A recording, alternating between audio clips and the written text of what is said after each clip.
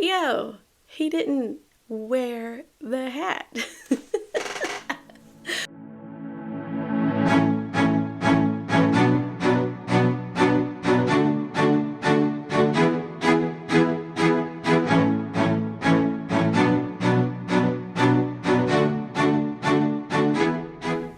Hey y'all, welcome to episode 3 of the Knit Girl Magic podcast. My name is Charity and I am coming to you from North Carolina, where I live with my amazing, wonderful husband and our 2 children, Aiden and Aubrey. And you're right, this podcast is all about knitting. So if you're into that sort of thing, please stick around. I can't wait to share all of the yarny things that I've been up to over the past month. I believe it's been a month since I did a traditional sit-down podcast. Check out my previous video. It was actually a vlog where I shared my experience of knitting one of the finished objects that I'm going to talk about. It was a 24-hour challenge. I enjoyed it thoroughly. I really enjoy like process videos, and that's what it was. So if you want to check that out, please do. But this will be a traditional podcast where I talk to you about my finished objects and things that I'm working on and possibly things that I'm considering casting on in the future. But just a little catch up. So this is December 28th.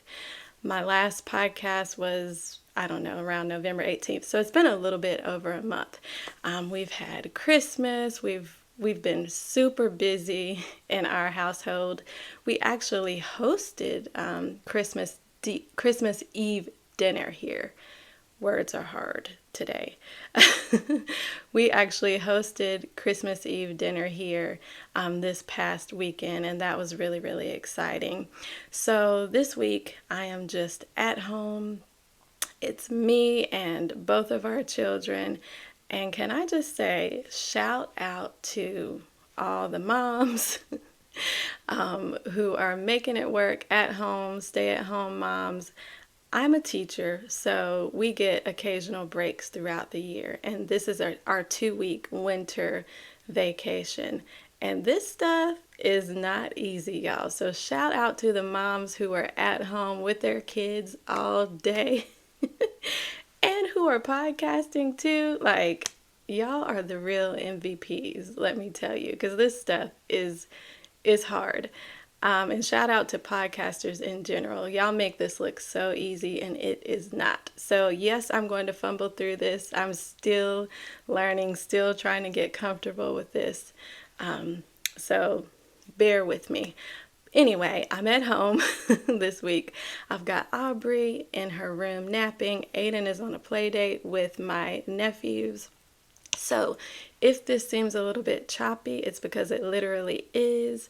I cannot use my phone to check on her with our video to see how she's doing. So I'm just going to have to stop and check on her. So it is what it is. It's real life. Before we get into the knitting, I would like to say that Aiden and I will be doing his 15-minute segment at the end of the video. So thank you for those of you who watched that segment last time. We had a dad joke segment. It was hilarious. He won though, and by a landslide, really. So we'll be revealing what his prize is going to be for that. So please do stick around for Aiden's 15 minutes of stardom. All right, so let's talk about what I am wearing. I am wearing my Rachel Kurihara Clove sweater. She didn't knit it, I knit it, but she is the designer. And I started this sweater, let's see, I think it was like November 1st. It's now December 28th, so it took me a little under 2 months to knit this sweater. Again, it is the Clove sweater by Rachel Kurihara. Her, I think it's called a handle. Her handle on Instagram is Rachel Knits Things, so check her out. She's got some beautiful designs. So yeah, that's what I'm wearing. I love it. This is the 4th sweater that I've made. I knit 2 for Aubrey, and then this is the 2nd one for me. The first one that I made was a raglan design sweater. So for this one, I wanted to try something different. And this one is actually a drop shoulder construction. And it was really fun. I think because there was so much variation in the construction. So I would start one thing and then she'd say, okay, you need to do something different. And I really enjoyed that because I kind of get bored. This is knit in Berroco Renew yarn. This is the color Lamb, I do believe. And it's made with 35% viscose, 30% wool, 30% nylon, and 5% cashmere. Rachel actually suggests that you use 100% cashmere, but of course I'm on a budget, and so I decided to go with this yarn, and this yarn is actually lovely, and I think I made a really good choice with it. So I decided to knit the size small because that's what seemed appropriate according to my measurements, but I was a little bit nervous knitting that size small after I did my gauge swatch because, of course, every time I gauge swatch, I'm always off. I always knit tighter than what the designer knits. So my gauge was tighter, and I knew that this sweater would be a little bit smaller than a small, but I am very stubborn, and I continued to knit with the size 6 needles instead of going up a needle size. I did that for the body, and then I got a little bit smarter with the arms, and I did go up a needle size for the arms. So the way this pattern works, sorry about my chair, is you start with knitting the back panel.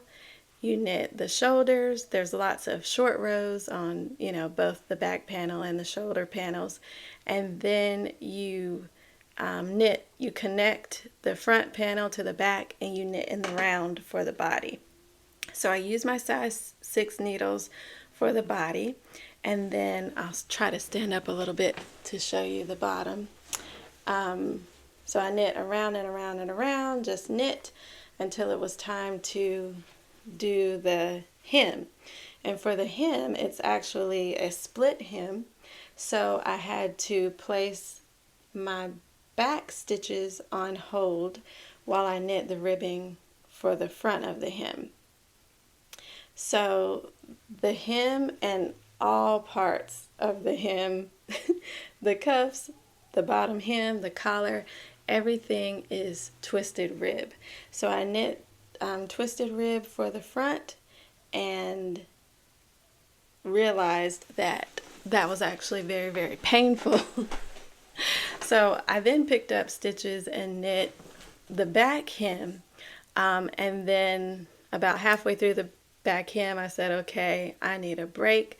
So I paused and picked up stitches for my sleeve.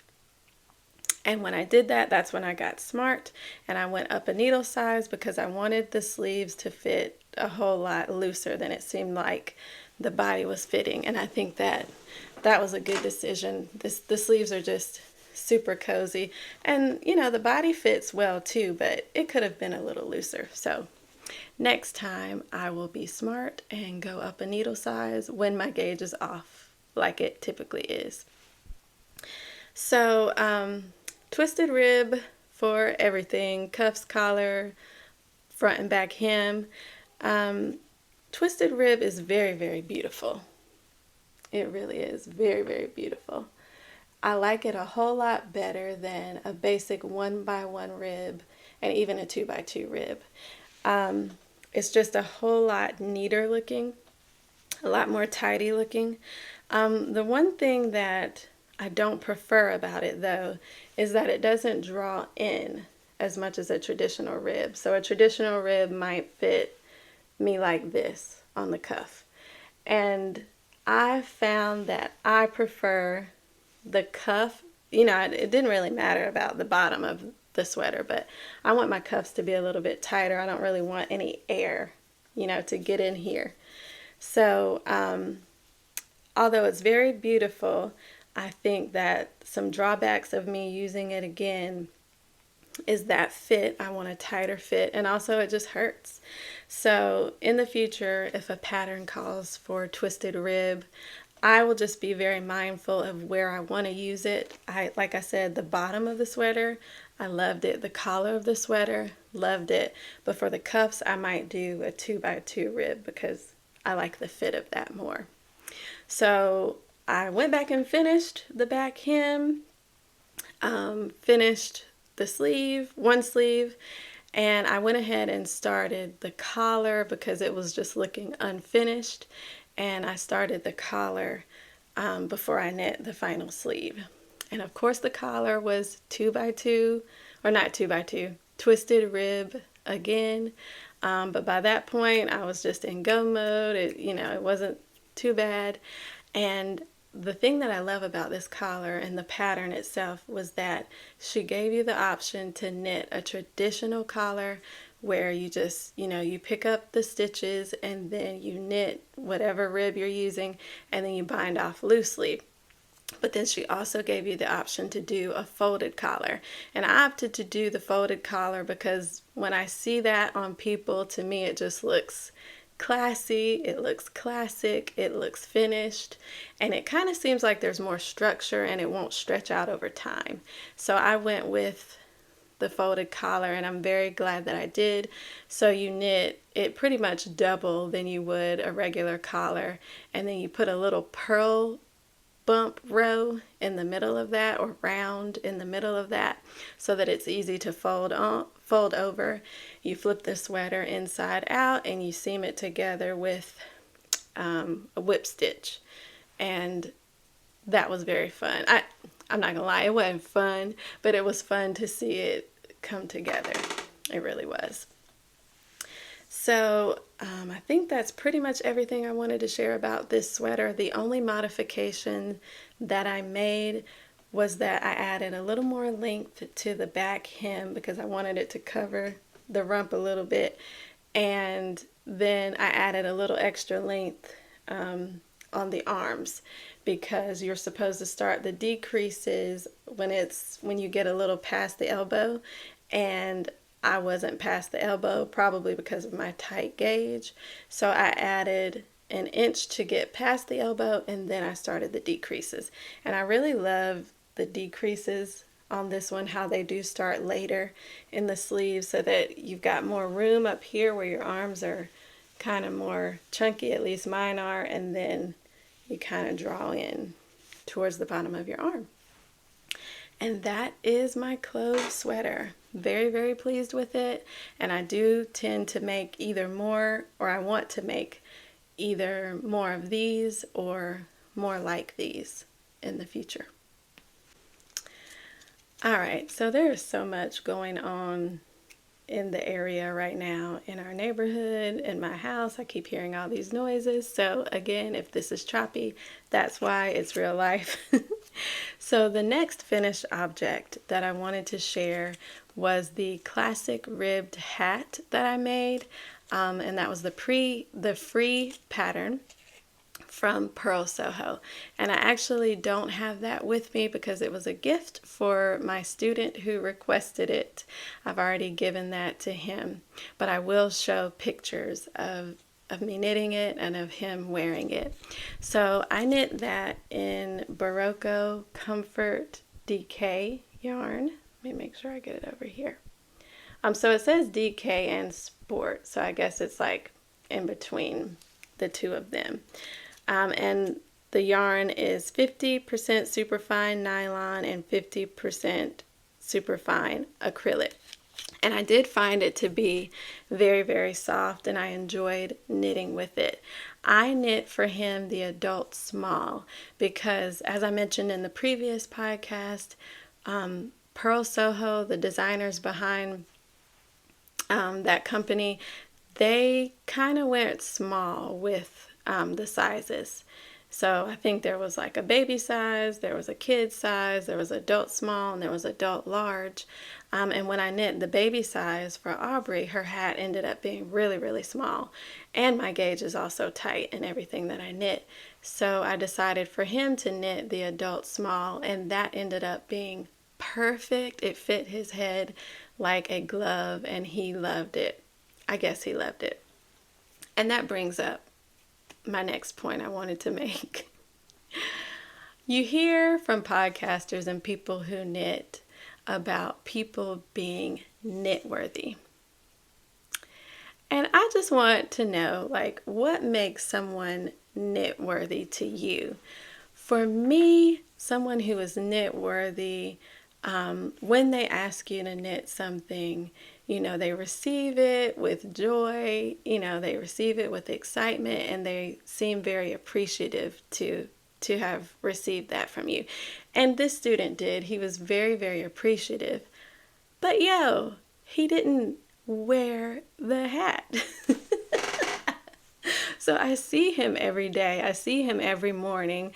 As you saw in the previous podcast, I knit in the morning, and the reason he wanted the hat was because he saw me knitting in the morning, and so I promised that I would make one for him. And so,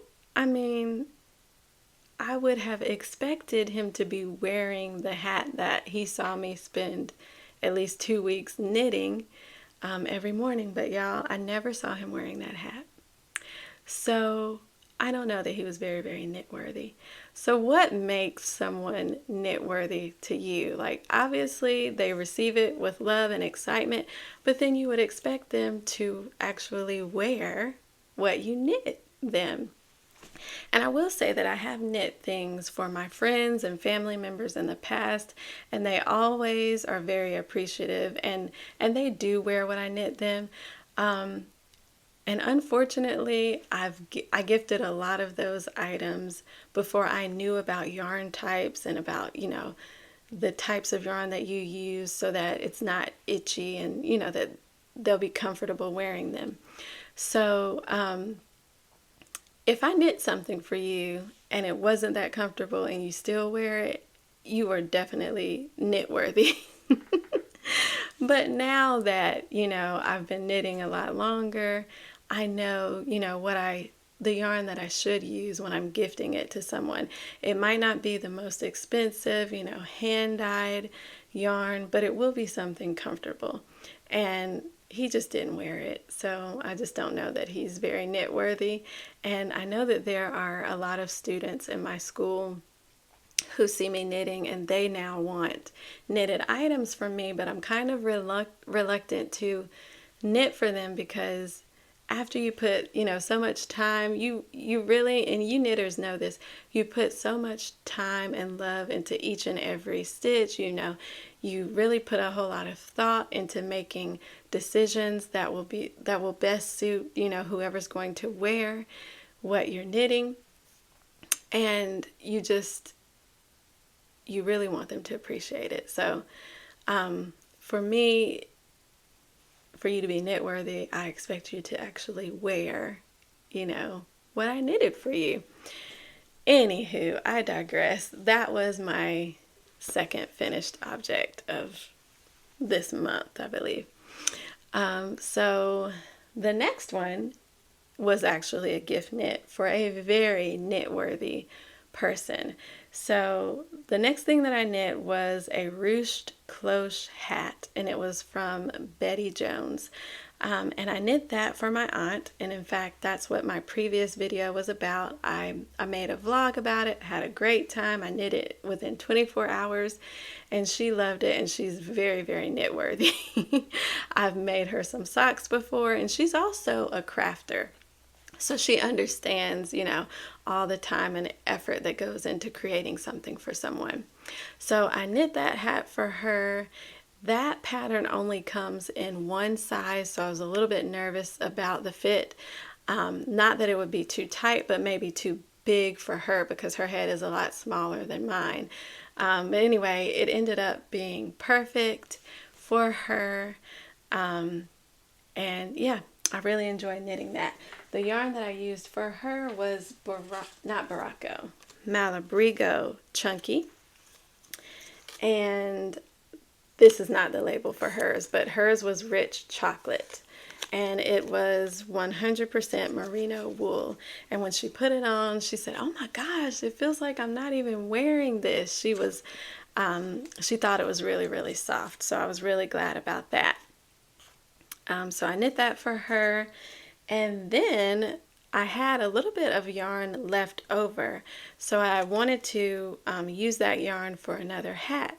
And I wanted to make that hat for my son's teacher because she has mentioned that she really enjoys knitted hats and that she needed a new one. And I started making that hat for her. It was the last week of school before we got out for vacation, and it just didn't work out. I started knitting with the rich chocolate color from Malabrigo, and I knew that I was going to run out of yarn because I was using leftovers. So I went to my local yarn store, words, to get more yarn.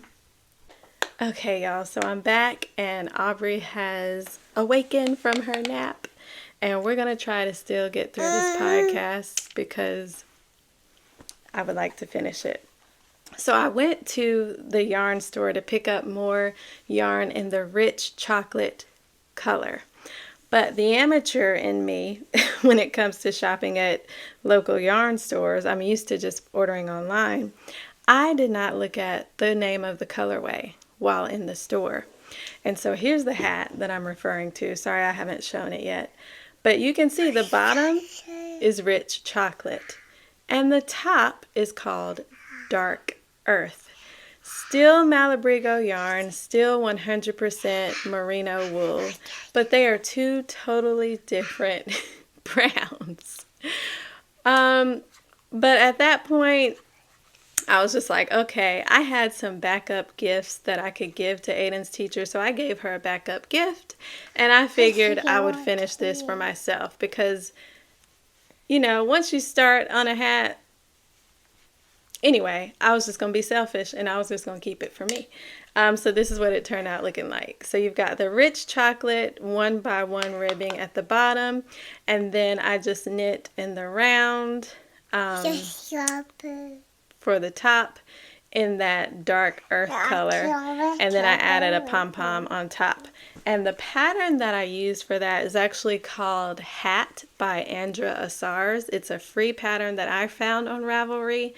And it's made for bulky weight yarn. And I knit this in a couple of days, and I actually knit it in time for this crazy Arctic thing we've got going on here in the United States. I'm sure you have felt it if you live in the United States. So I actually wore it when I needed to do some last minute shopping, and I stuck this pom-pom on it just as quick as I could. And I guess I got it on there pretty well because it did not blow off. Y'all, that wind was crazy. When I tell you it was crazy, it was crazy. Aubrey, you gonna let me talk, baby? You gonna let me talk? Where's Pat Pat? Where's Pat Pat? Here's Pat Pat. There's Pat. Pat is what we call her, Passy. She's a talker, just like me. So, yeah, so this was a pattern. This is a pattern called Hat by Andra Asars. I was supposed to knit it for Aiden's teacher, but it ended up being for me, and I actually do really love it. But I will knit her one eventually. I do need to go back and fix that pom-pom because it's a mess. But it, like I said, it was on there with the crazy wind gusts that we were having. All right, so that is my third finished object. There was one more. Oh, I think I talked about it. It was the Ruched Clove hat. So that was 4 finished objects. So I've got the 3 hats and then the sweater. So the only thing left to talk about is my Sophie shawl that I am currently working on. I definitely put this on hold while I knit all of the other things. And I'll try to hold it with one hand here because my other hand is occupied. Let's see. Let me get it untangled.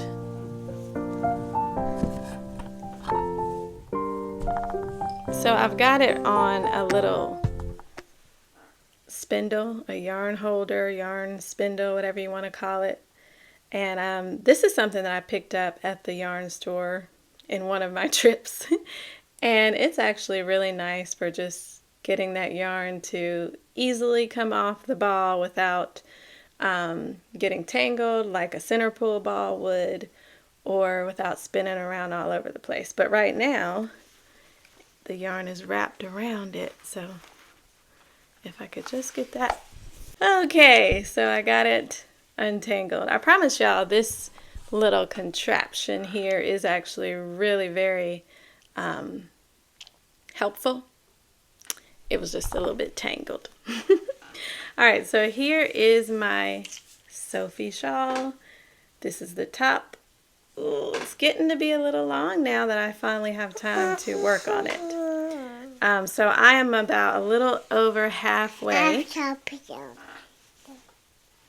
This was the midway point where that little stitch marker is, and I have since changed yarns and I'm now working on the decreases.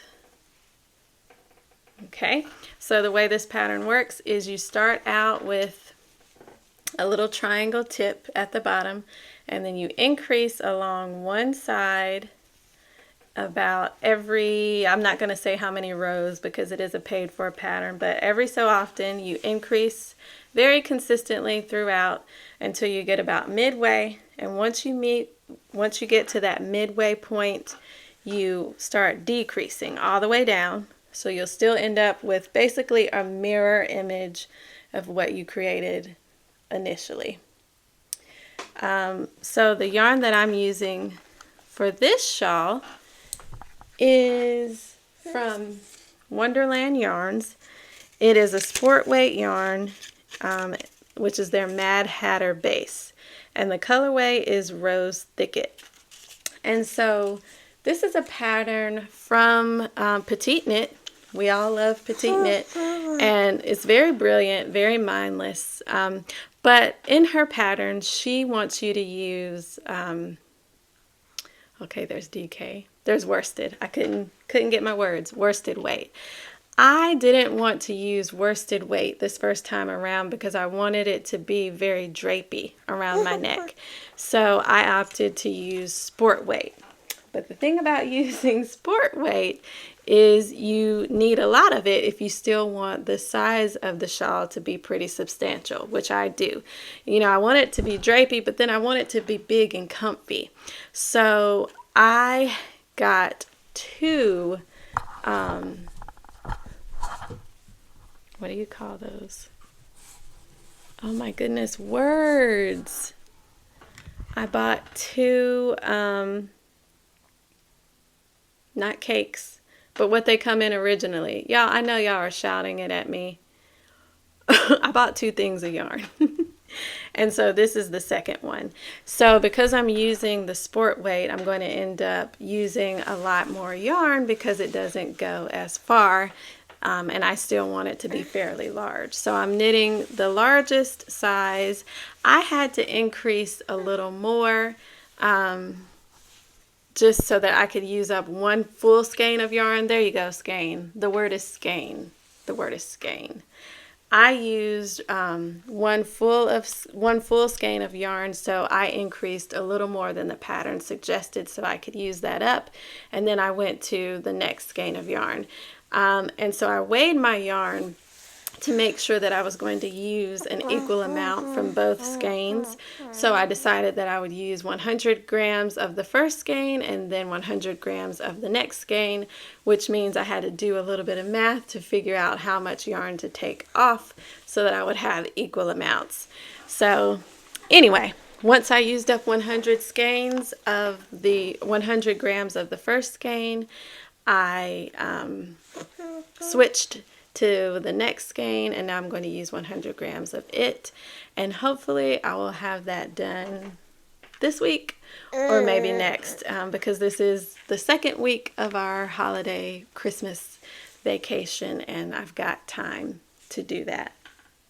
So that is really the only thing that I'm actively working on is the Sophie shawl. I have not finished my green socks. Nope, haven't finished them, haven't been motivated to pick them up. I will finish them, and then the next pair that I knit will be DK socks because I really do love hand knit socks. I'm just not feeling really motivated to knit them right now. I'm wearing them I wish I could stretch and you could see it. Aubrey's looking at them. I'm wearing at them, but I don't feel like knitting them. So my next pair, I think, will be DK. All right, so stick around for Aiden's 15 minutes of stardom, and I will see you in the next one. All right, and we are ready for Aiden's 15 minutes of stardom. Is it really 15 minutes, Aiden? No, less than 5 minutes. But Aiden always told me that he wanted to be famous when he was little, and he's still pretty little. He's about to be 9. Okay, you're not little, but you're still pretty young. Anyway, he's always wanted to be famous, so this is his moment, or one of his moments. All right, so we are back because who won the challenge? It was because my joke was good. It wasn't because I'm just Aiden. All right, so in the previous episode, we both told dad jokes, and the challenge was to see who would win, okay? Or who had the best joke. So we told our jokes, and you in the comments voted on who had the best dad joke. Aiden won. What was your joke, Aiden? Do you remember? Yes. Why can't a nose be 12 inches long? Because then it would be a foot. Right. And then my joke was, Why? why did the police dog become captain of the police academy? Oh, sorry, I was distracted. And I said because he kept barking orders. It was a good joke. You had a good joke, I had a good joke. But he won. Aiden won. And I'm trying not to be a sore loser about it, but it's hard. I really think that his cuteness, really persuaded you all. Yeah, by 1%. The joke was the best. Okay, but I don't know. I just kind of feel like y'all are partial to Aiden, in my humble opinion. So the next time I have a trick up my sleeve that... She's going to do it anonymously. Right, so we will both read a dad joke. We're not going to say who wrote it, and then you will vote on the best joke. Okay? Because I think y'all are partial to Aiden. And then Mommy's going to win probably. Okay, so one of our viewers, and her name is His Handmaid 73, suggested a reward for Aiden. So she suggested, Aiden, you want to tell about it? Sorry if I'm looking at the in the middle of the camera. I'm not used to it, but It's hard. This is one of my cooking toys, and it has all the things that I wrote down, and they are, let's just say I took advantage of my time. So what did she suggest that we put in there? Things that I like. But I didn't put things that I like. I put things that I wanted. Okay, so all of Aiden's favorite things were supposed to go in there. And he said that he has taken advantage of this moment, and we shall see. So first we're just going to read some of the things. And then we have to mix them up. That he put in there. Let me read them, because you probably can't see them. All right, we'll read that one. We won't read them all. We'll just read a couple so you can kind of see where his mind is right now. What does it say? We already had breakfast, so eat ice cream for dinner. Eat ice cream for breakfast. It can be tomorrow. That's okay. No, for dinner. It says for breakfast. Okay. Okay, eat ice cream for breakfast. Say yes to me for about an hour. Say yes to Aiden. A yes hour. Four. A yes hour. Okay, read one more. Wait, we have a lot more. I know. We're not going to read them all. We're just going to read some of them. No, this one we don't have the material for. But all right, read that one. Go to a place of my choice. Okay, that's not bad. Go to a place of his choice. Put them back in there.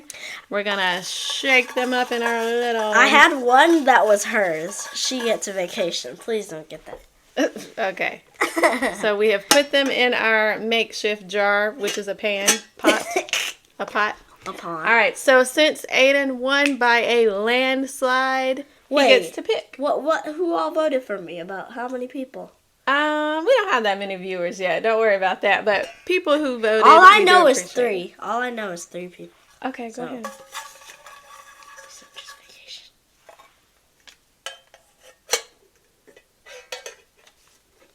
What does it say?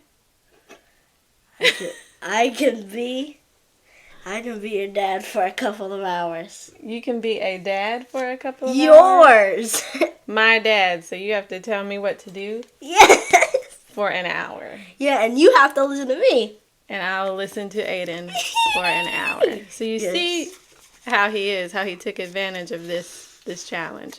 So thanks to all of you who did vote. We know that we are just getting started with this channel, and we appreciate every interaction, every vote, and we hope that we'll just continue to grow so that we can have more of these moments. I'm just excited that finally I get revenge. Yeah, he's pretty thrilled about that. So we've been recording for at least 5 minutes. Okay. Last time it was like 2. All right, so he got more of his 15 minutes of stardom this time. So thanks for watching, and we will see you in the next one. Bye. We will keep you updated on what I did to her today with this.